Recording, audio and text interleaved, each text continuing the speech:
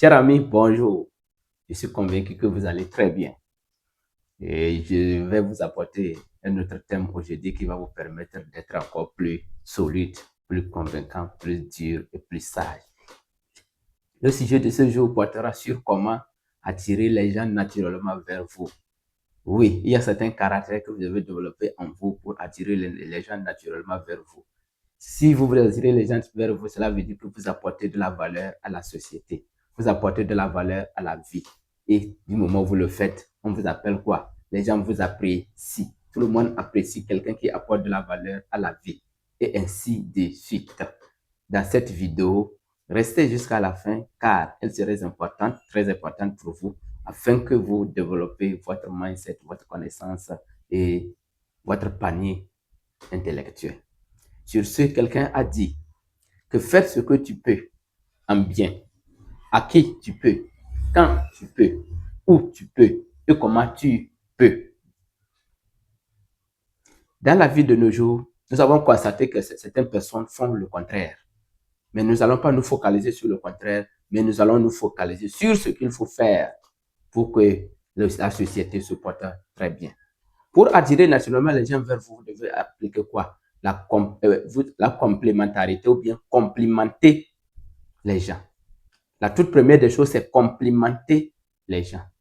Quand vous complimentez les gens, ils sont fiers, ils sont enjaillés, ils sont très reconnaissants envers ce geste que vous venez de faire, comment on appelle, envers ce geste que vous venez de mener envers eux. Complémenter quelqu'un est très important. Comment on peut complémenter quelqu'un? Quand une personne est bien habillée, vous pouvez lui dire, oh monsieur, vous êtes bien habillé. Si les chaussures d'une personne lui correspondent très bien, vous voyez que ça, c'est vraiment, ça lui correspond. Vous dites, monsieur, vos chaussures sont très jolies. Il vous dit quoi? Il vous dit merci. À chaque fois que vous le faites, tout au long de la journée, pendant des mois, pendant des jours, les gens seront naturellement attirés vers vous parce qu'il n'y a personne qui n'aime pas qu'on le loue, ou bien qu'on le félicite, ou bien qu'on le, ainsi de suite, qu'on le complimente. Donc, cultiver la capacité ou bien l'habilité à complimenter les gens. Cela vous donnera beaucoup de points. La deuxième des choses, c'est encourager les gens. La vie de nos jours, vous savez pourquoi en Afrique l'entrepreneuriat ne marche pas beaucoup? C'est parce que la grande partie des gens essaient de dissuader les gens. Au lieu de les encourager, on les dissuade. Donc, apprenez à encourager les gens. Une personne en train de lancer un projet, vous arrivez aussitôt, dites-lui, oh mon frère, ça c'est très bien. Je te conseille de tenir dur. Je te conseille de faire ceci. Je te conseille de faire ceci. Il faut arrêter ceci. Il faut arrêter ceci. Tu vas voir que ton projet va commencer par avancer de manière impeccable. Donc, essayez de faire ça. À chaque fois que vous voyez un enfant en difficulté, une personne en difficulté, fortifiez-le. Il n'a pas besoin d'argent, il n'a pas besoin d'un gros cadeau, il n'a pas besoin de quoi que ce soit. Il a juste besoin de votre complément, ou bien de votre encouragement. Encouragez vos frères, encouragez vos sœurs, encouragez toute personne que vous rencontrez en difficulté dans la rue. Quel que soit l'âge de la personne, tout le monde a besoin de ça. Si vous encouragez, à chaque fois que vous encouragez, que ce soit dans votre famille, que ce soit dans vos relations, que ce soit dans votre milieu de travail, que ce soit dans vos milieux de prière, quel que soit l'endroit où vous êtes dans votre communauté, je peux le dire, 5% les gens seront naturellement attirés vers vous. Parce que tout le monde veut aller là où on essaie de l'encourager. La troisième chose, c'est féliciter les gens. Féliciter les gens. Quand vous voyez une personne en train de réussir ou bien a réussi quelque chose, il faut le féliciter. Il est sorti premier de la classe, il faut lui dire bravo. Cher ami, merci, félicitations. Mais il a jailli, il est content. Il est content. Parce qu'il y a des gens qui n'arrivent pas à le faire. Ils n'arrivent pas à le faire. Un grand homme a dit. Je vais ignorer un peu ce qu'il a dit. Qu'être homme, c'est être précisément responsable. Être fier de la victoire que les autres ont remportée. Donc, du moment où vous félicitez les gens, cela veut dire que vous êtes fier de la victoire qu'ils ont remportée. Vous êtes fier de leur élévation. Vous êtes fier de leur succès. Donc, chers amis, pour évoluer, il faut cultiver la capacité de féliciter les gens. Il faut féliciter ceux qui ont réussi. Il faut féliciter ceux qui sont au-dessus de toi. Et naturellement, ces personnes seront attirées à vous. Et de deux, dans la loi de l'univers, dans la loi spirituelle, on dit que tout ce que vous félicitez vous revient en retour. Cela veut dire que si quelqu'un vient d'acheter sa nouvelle voiture, sa nouvelle moto, une nouvelle chaussure, et que vous le félicitez, vous dites à l'univers que vous voulez la chose. Et de manière inconsciente, cette chose sera attirée, va venir, comment on appelle, vers vous, de façon simple et sincère, juste parce que vous aimez féliciter la personne, ou bien vous avez déjà approuvé de l'amour pour la personne. Voilà une manière de faire pour pouvoir attirer les gens vers vous. Et si vous le faites, cher ami, je ne vais pas vous tromper, les gens seront attirés vers vous. Quand vous êtes assis, vous verrez que certaines personnes toujours vont venir, vont vouloir rester toujours avec vous parce que vous les encouragez, vous les félicitez, vous les complimentez. Est-ce qu'on se comprend? Donc, il faut avoir cette capacité de féliciter les gens à tout moment, en tout lieu et en tout temps. Ton ami vient de dire qu'il a lancé un nouveau projet. Oh, il faut le féliciter. Quelqu'un qui est resté dans la peur pendant des milliers d'années, pendant des décennies, et il vient de dire que lui aussi, là, il faut le féliciter, il faut dire bravo. Et tu commences par l'encourager, tu le complimentes à chaque pas. Et tu vas voir que cette personne aura, c'est-à-dire le pouvoir qui est en lui, va commencer par se lever, parce qu'il y a une personne vibrante qui est en train de l'encourager, de le féliciter. 4. Il faut guider les gens. Tu vois un aveugle sur la route qui cherche un passage pour pouvoir s'en sortir. Il faut lui dire que, monsieur, voici le chemin. Prenez ceci, arrivez ceci, ceci, ceci. Soit vous le guidez jusqu'à bon port. C'est comme ça qu'on guide une personne. Tu vois une personne en erreur. Il est en train de se débattre pour pouvoir s'en sortir. Il cherche un chemin par lequel il pourrait s'en sortir. Dites-lui, mon ami, voilà le chemin propice. Prends ceci, fais ceci, fais ceci, fais ceci, et tu vas s'en sortir.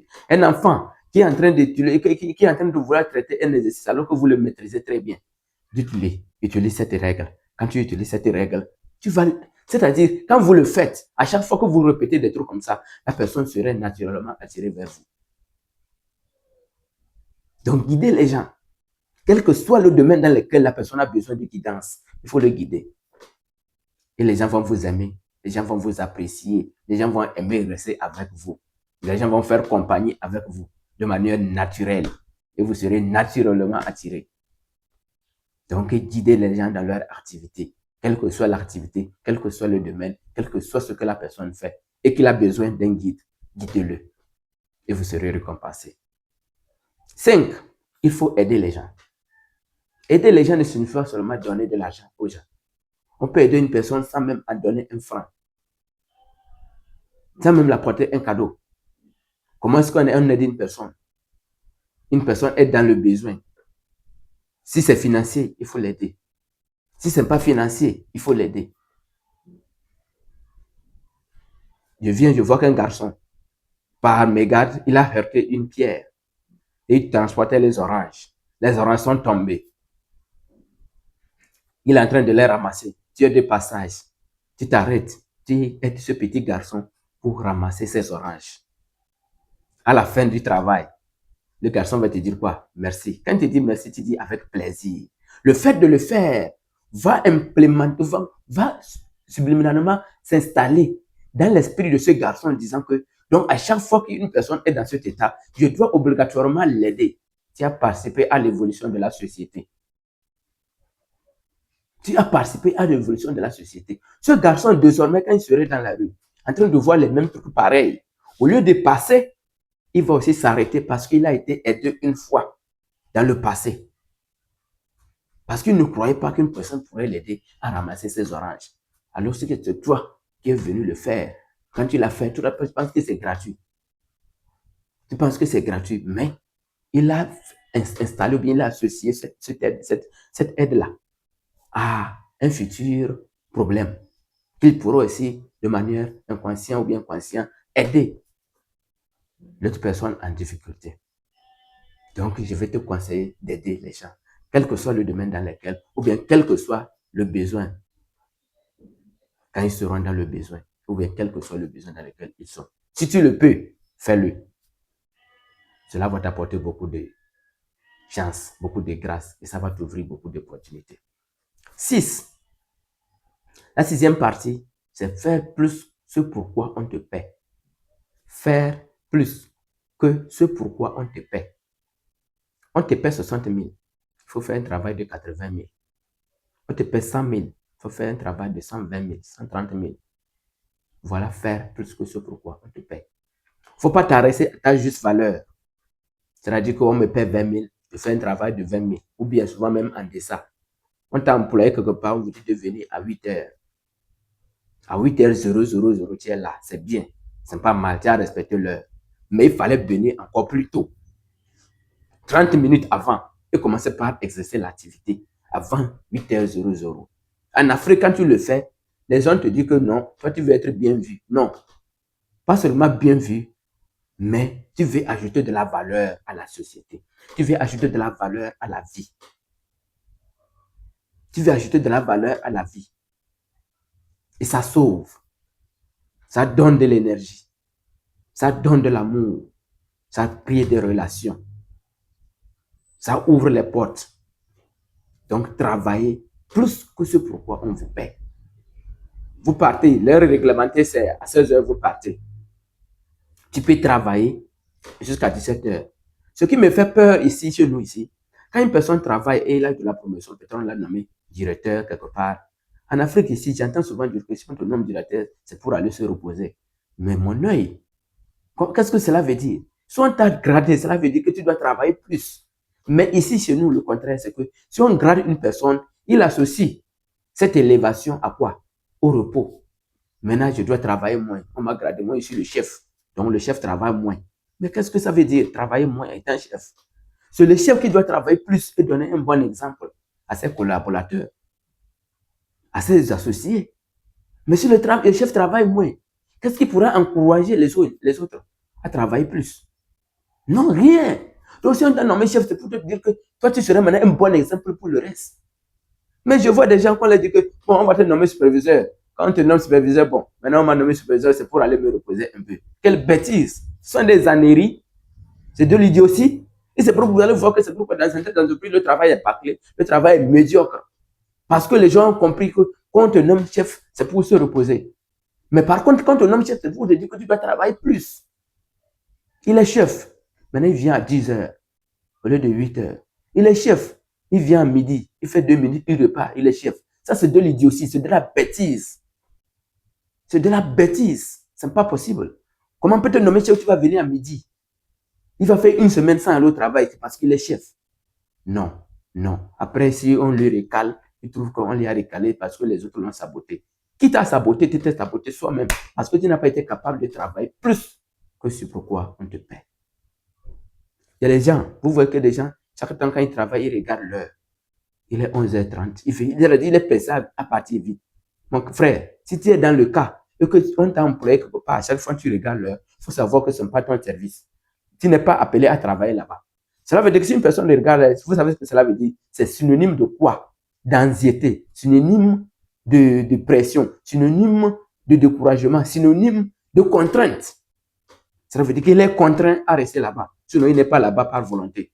Donc, si vous voyez que chaque fois que vous regardez l'heure de départ, chaque fois que vous regardez votre horloge pour partir, votre place n'est pas là-bas. Une personne qui aime son travail ne regarde même pas l'heure. Il est surpris que l'heure même est dépassée. Voilà une personne qui aime son travail. Donc, je profite de l'occasion pour vous dire que si vous travaillez dans une entreprise et que chaque fois que vous regardez l'heure de départ, il faut savoir que vous êtes esclave dans cette entreprise. Et vous serez mieux de vite partir pour ne pas créer certaines maladies à l'intérieur de vous. Je vous dis, sur ce, applique ce que je viens de te dire et tu verras que les gens seront naturellement attirés vers toi. Et cela veut dire que si les gens sont attirés vers toi, cela veut dire que quoi? Tu ajoutes de la valeur à la société, à la vie, et les gens vont toujours t'apprécier et tu vas devenir un aimant pour toutes les bonnes choses. Je suis Boris, votre frère. Je vous aime, je vous adore et que toutes les facultés en vous soient développées afin que vous mettiez en application ce concept que je viens de citer pour votre vie et pour votre avenir. Merci.